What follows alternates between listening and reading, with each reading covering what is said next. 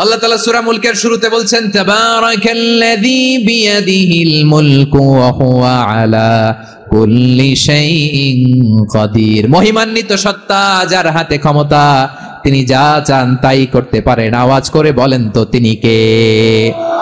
আবার আল্লাহ বলেন কুলিল্লাহুম্মা মালিকাল মুলকি তুতিল মুলকা মান তাশাউ ওয়া তানজিউল মুলকা মিম্মান তাশা ওয়া তুইজ্জু মান তাশাউ ওয়া তুযিল্লু মান তাশাউ বিয়াদিকাল খায়র ইন্নাকা আলা কুল্লি শাইইন কাদির। আল্লাহু আকবার।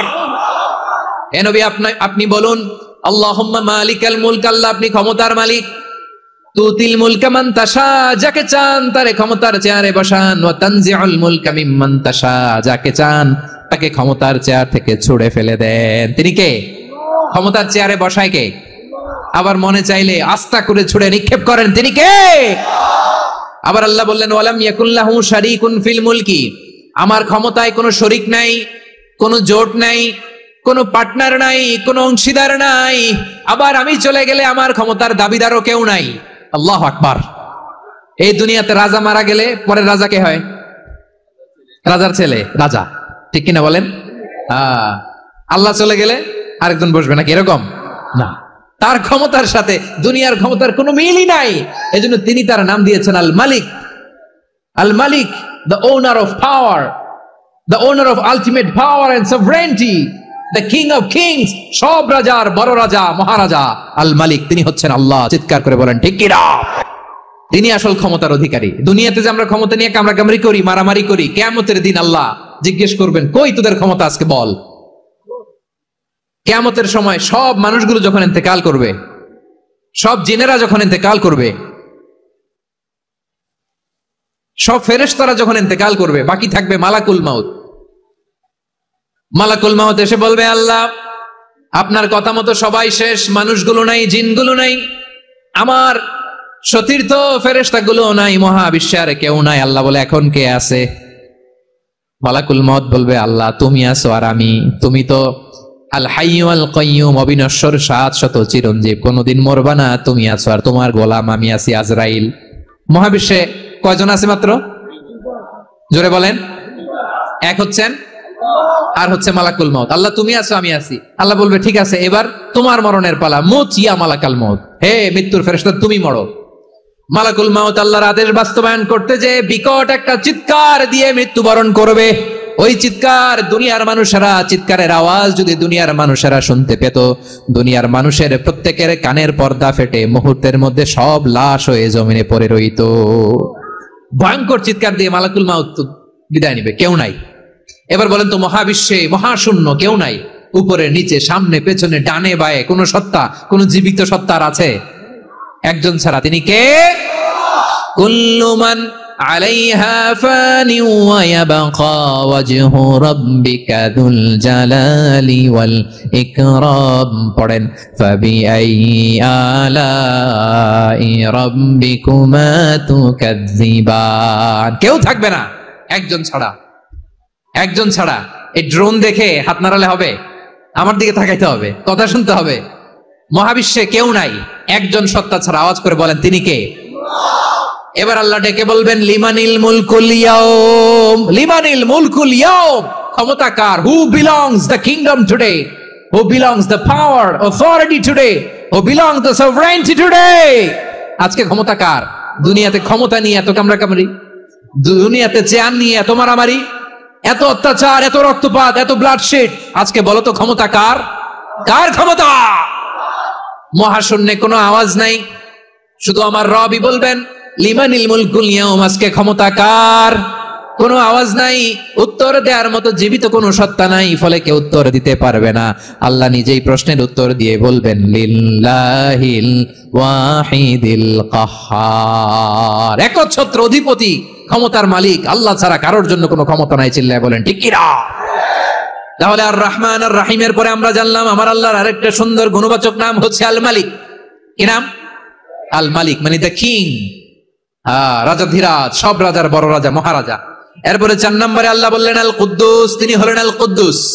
আল কুদ্দুস মানে হচ্ছে অতি পবিত্র, মহাপবিত্র, the most holy, the absolutely pure, যার কোনো খুঁত নাই।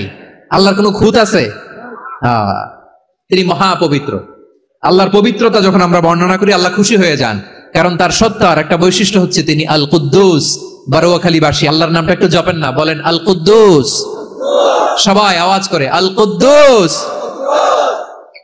অতি পবিত্র, তার মধ্যে কোনো অপবিত্রতার ছিটে ফোঁটা নাই, মহাপবিত্র, the most pure, the most holy, অতি পবিত্র।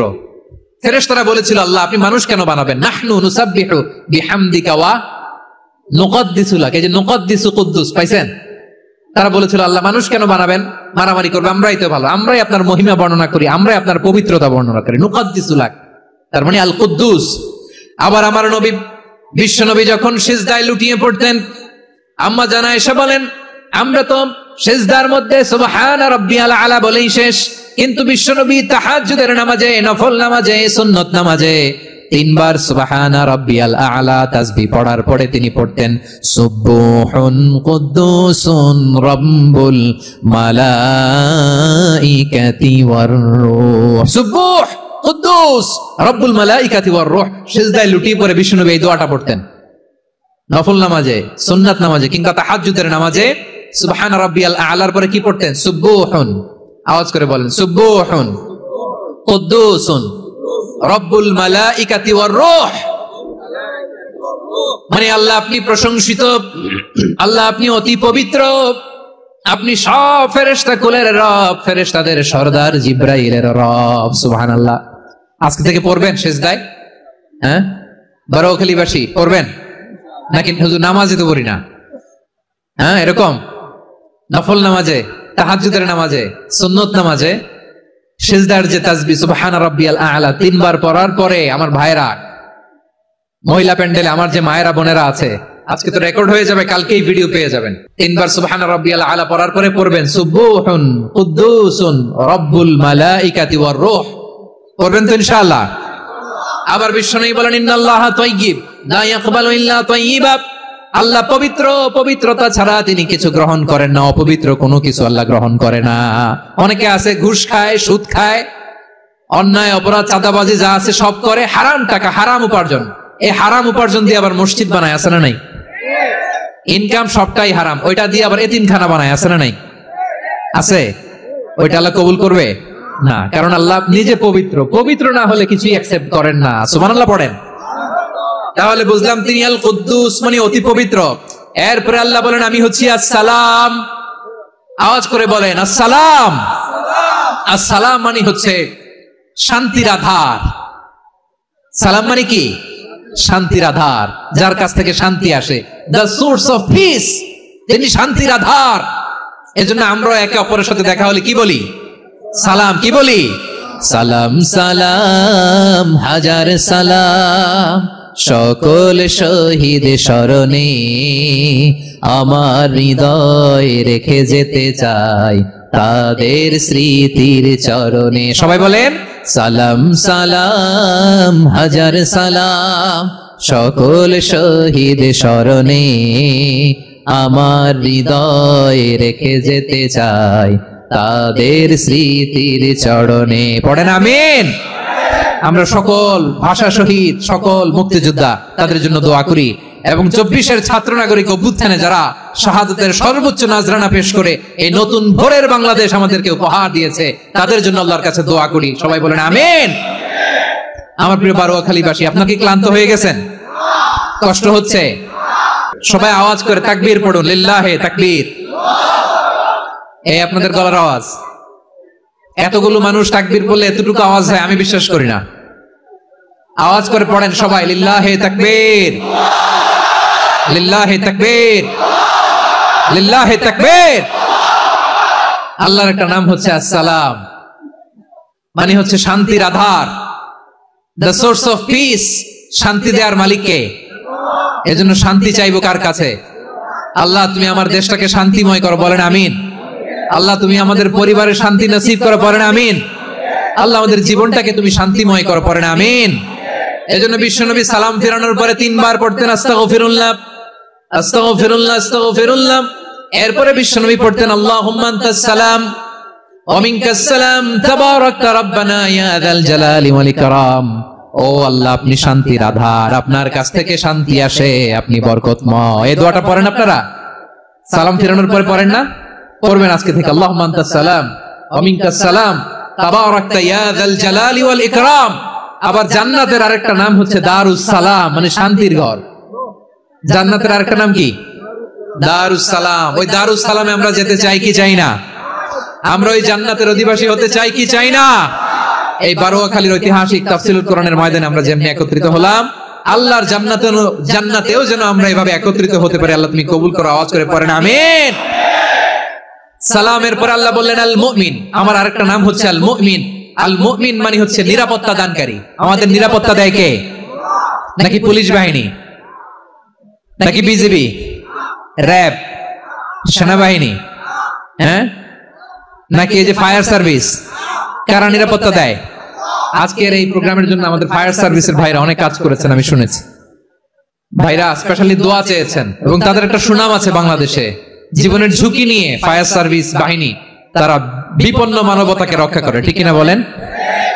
আমি ভাইদের জন্য দোয়া করি, এই ফায়ার সার্ভিস ইউনিটকে, এই ডিপার্টমেন্টকে আল্লাহ তাআলা তুমি কবুল করো। ওনারা আমাদের শৃঙ্খলা, শান্তি শৃঙ্খলা, সিকিউরিটি এনশিওর করেন, কিন্তু আসল নিরাপত্তা দেওয়ার মালিক কে? অনেক সময় এরকম হয় না যে অনেক সিকিউরিটি দিয়ে রাখছে, কিন্তু স্নাইপার দিয়ে এমন ভাবে গুলি করছে একেবারে বড় সাহেবের মাথায় যে গুলি লাগছে, আছে না নাই? এখন সবাই মিলে বডিগার্ডের ধরে, যাই বেটা বডিগার্ড, এত টাকা দিয়ে বডিগার্ড রাখছি, আমাদের স্যারের মাথায় গুলি লাগলো কিভাবে? তো বডিগার্ড বলে আপনার স্যারের বডি তো আছে, এই যে বডি নিয়ে যান। আমি তো রুহু গার্ড না, রুহু গার্ড হচ্ছে একজন। চিল্লায় বলেন তিনি কে? আমার ভাইরা, দুনিয়াতে টাকা হলে বডিগার্ড মিলে, কিন্তু রুহু গার্ড মিলে? রুহু গার্ড মিলে যে আমি 10 লক্ষ টাকা দিব, রুহু গার্ড লাগবে, আমার রুহুকেও চিনে নিতে পারবো না, এরকম পাওয়া যায়? কি পাওয়া যায়? হ্যাঁ, বডিগার্ড পাওয়া যায়, রুহু গার্ড পাওয়া যায় না। ওই রুহের নিরাপত্তা দেয় কে? আল মুমিন, দ্য প্রোভাইডার অফ সিকিউরিটি। তিনি নিরাপত্তা দেয় তার নেককার বান্দাদেরকে, দুনিয়াতে নিরাপত্তা দেয়, আখিরাতেও নিরাপত্তা দেয়, ঠিক কি না? আবার আল্লাহ বলেন আল্লাযী আত'আমাহুম মিন জু'ইন ওয়া আমানাহুম মিন খাউফ। তিনি এমন সত্তা যিনি ক্ষুধা লাগলে তোমাদেরকে খাদ্যের ব্যবস্থা করে, আবার ভয়ের সময় তিনি তোমাদেরকে নিরাপত্তার ব্যবস্থা করে, ঠিক কি না বলেন? দিও তৃষ্ণা পেলে ঠান্ডা পানি, ক্ষুধা পেলে লবণ ভাত, আল্লাহ এই গরিবের শোনো শোনো মোনাজাত, আল্লাহ এই গরিবের শোনো শোনো মোনাজাত, আল্লাহ এই গরিবের। দিও তৃষ্ণা পেলে ঠান্ডা পানি, ক্ষুধা পেলে লবণ ভাত, আল্লাহ এই গরিবের। পড়েন আমিন। আমরা যখন বিপদে পড়ি নিরাপত্তা দেয় কে? সাগরের তুফানের ভেতরে পড়ে যখন আল্লাহর কাছে ফরিয়াদ করি আমাদেরকে বাঁচায় কে? বিমানের ভেতরে যখন বিপদে পড়ি, যখন আল্লাহর কাছে সাহায্য চাই, বাঁচায় কে? কঠিন বিপদের মুহূর্তে আমাদেরকে সিকিউরিটি দেয় কে? সে আল্লাহ বললেন আমার আরেকটা নাম হচ্ছে আল মুমিন, আমি নিরাপত্তা দেই। এরপরে আল্লাহ বললেন আমার আরেক নাম হলো আল মুহাইমিন। আরেক নাম কি? আল মুহাইমিন। আল মুহাইমিন মানে হচ্ছে দ্য ওভারসিয়ার, দ্য অবজারভার, পর্যবেক্ষক, যিনি মনিটরিং করেন আমাদের সব অ্যাক্টিভিটি, তিনি মনিটরিং করেন। কোনোভাবে তার চোখকে ফাঁকি দেয়া যায় না। আল্লাহর চোখ ফাঁকি দেয়া যায়?